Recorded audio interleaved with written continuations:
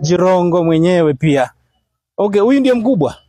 Mkubwa kwa Jirongo. Mkubwa kwa Jirongo. Anamfuata mara 3. Anamfuata mara 3. Lakini hapa ndio hili ndilo boma pia mheshimiwa takana awe sikwe. Hapa tu ndio waliamua. Aliniambia wakati Akaniambia kitu chochote kifanyika, hakuna mahali nitapelekwa. Mimi nitazikwa ndarelwa hango hapa ya shelwa. Hapa ndio anasikwa hapa. Alikata hapa.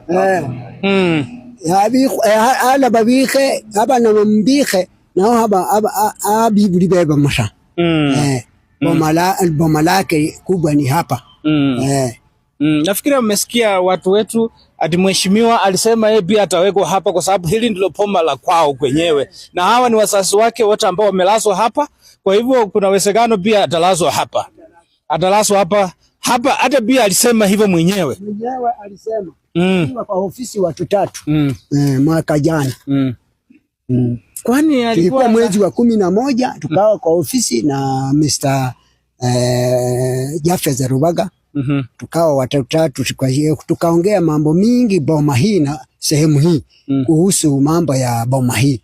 Na akasema, ndugu zangu, mjomba, mimi sitazikwa mahali ingine. Nikikufa nazikwa nyumbani mahali wazazi wangu walizikwa na ndugu yangu Nathan Shisanya. Alizungumza hivyo. Sasa mheshimiwa Jirongo, kwa familia ni namba ngapi? Katika hii familia ya mzee Paul Jirongo. 3 kwa misho. Naye ni mwisho kwa vijana. Mwisho kwa vijana.